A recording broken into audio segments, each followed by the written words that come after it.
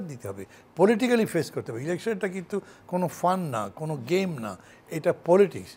এবং জিয়া রহমান ওই রকম একটা জায়গায় অলমোস্ট ফ্রম জিরো এখন তো হিরো, পুরো দেশ, পুরো পার্টি বিএনপির পেছনে চলে গেছে।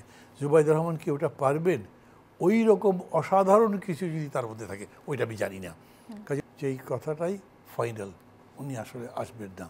যেহেতু ওই যে একটু আগে কথা বললেন, উনি যে স্টেটমেন্টটা দিয়েছেন সব কিছু তার নিয়ন্ত্রণে নয় যাওয়া ইত্যাদি ইত্যাদি।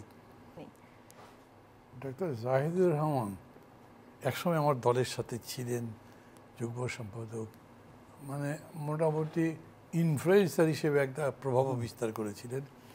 এবং তিনি বেশ কিছু ভবিষ্যৎবাণী টাইপের কথাবার্তা বলছেন। তার একটা স্ট্যাটাস কয়েকদিন আগে দিয়েছে, সেটা বলেছে তিনি বিশ্বস্ত সূত্রে জেনেছেন তারেক রহমান নির্বাচনের আগে আসবে না। নির্বাচনের আগে তো এখন নির্বাচনের কতটুকু আগে নির্বাচনের আগে আসবে না, আসবে না। ওকে, বলছেন এটা নিয়ে আমি সাংবাদিকদের কাউকে কাউকে কথা বলতে দেখলাম যে এই কথাটাই ফাইনাল, উনি আসলে আসবেন না। যেহেতু ওই যে একটু আগে কথা বললেন, উনি যে স্টেটমেন্টটা দিয়েছেন সব কিছু তার নিয়ন্ত্রণে নয় যাওয়া ইত্যাদি ইত্যাদি, মানে কথাটা তার কিন্তু এতদিনকার তাকে আমরা যেভাবে চিনেছি, লোকজন তার রাজনীতিতে দলের উপর যে প্রভাব জানে, কে আর নিয়ন্ত্রণে আছে তার আসা যাওয়ার ব্যাপারে? কেউ এই ব্যাপারে কোনো স্পষ্ট ধারণা রাখে না। তারপরে আবার বলেছেন সঙ্গত করে ইনি সব কিছু এখন বলতেও পারবেন না। সেটা তো আরও মিস্টিরিয়াস ব্যাপার হলো। ধরেন যদি কোনো ষড়যন্ত্র করে তাকে আটকে রাখি, তাহলে তার বলবার কথা এই ষড়যন্ত্র চলছে। যেমন শেখ হাসিনা যখন আসতে দিচ্ছিল না তখন বলেছিলেন উনি। তো এটা মিলে মানে উনি আসবেন বা আসবেন না এটা কেউই বলতে পারবে না উনি ছাড়া। এবং এই পরিস্থিতিটা একটা সামগ্রিক অনিশ্চয়তার জায়গায় রেখে দিয়েছেন মনে করি। কিন্তু ডাক্তার জুবাইদা রহমান কিন্তু দেশে এসেছেন, এবং আপনার কি মনে হয় যে তার অনুপস্থিতিতে হয়তো ডাক্তার জুবাইদা রহমান ফেসটা হতে পারেন নেতৃত্বের? মানে অলিক কল্পনা করলে তো কোনো লাভ নেই। এখনো পর্যন্ত পরিস্থিতি যাচ্ছে না। আপনি কিন্তু সমস্যাটা ইলেকশনটা সামনে রেখে কথা বলছেন। যে পরিস্থিতি বিএনপির মধ্যে চলছে, যে জায়গাগুলো নিউজ আসে সেটা একটা, বাকি বহু জায়গাতে মানববন্ধন তৈরি হচ্ছে, মিছিল হচ্ছে, মশাল মিছিল হচ্ছে যে প্রার্থী বিএনপি দিয়েছে তার বিরুদ্ধে। তারেক রহমান ওখান থেকে সরাসরি হ্যান্ডেল করেছেন এতদিন, এখনও হয়তো করেন, কন্ট্রোল তো হয়নি।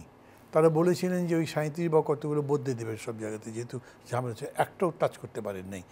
জুবাইদা রহমান ওগুলো হাত দিতে পারবেন এটা ভাবলেই তো হলো না। উনি তো চেনেনই না কাউকে, উনি কি মনে করবেন এ না এ হতে পারে, তার তো কোনো এটা তার নলেজ নাই। না, এই জায়গায় হাত না দিলেও ধরুন ক্যাম্পেইনের জায়গায় বা ফেস হওয়ার জায়গায়। ক্যাম্পেইন কার জন্যে করবেন?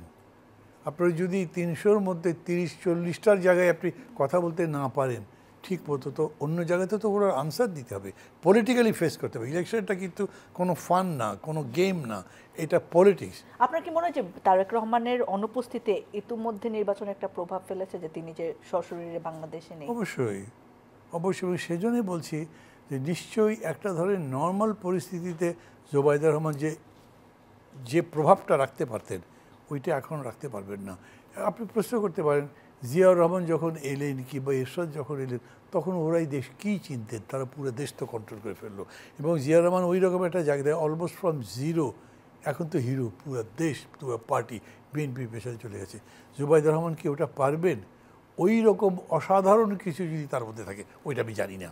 কাজে ওইটুকু জানি না স্বীকার করে আমি বলছি। বাকি অ্যাভারেজ ক্ষেত্রে যদি বলেন তাহলে ওনাকে নিয়ে এত বেশি স্পেকুলেশন না করাই ভালো। আর বিএনপি যদি সেটা এক্সপেক্ট করে তাহলে তারা একটা আবার চোরাগুলির মধ্যে পা দিয়ে ফেলতে পারে। উনি থেকে নিশ্চয়ই প্রভাব রাখতে পারবেন, সেটা পজিটিভ রাখবেন। ওনার যে ইমেজ এখন পর্যন্ত ফর নাথিং হয়েছে, just because she is wife of Tarique Rahman, তার যে ইমেজ আছে সেটা একটা পজিটিভ ইম্প্যাক্ট করবে বিএনপির ইলেকটোরেটের মধ্যে। কিন্তু ওই অর্গানাইজেশনে কিছু করার মতো জায়গায় আমি তাকে দেখি না। ওকে, সো ভোট নিয়ে কথা হলো একটু জোটের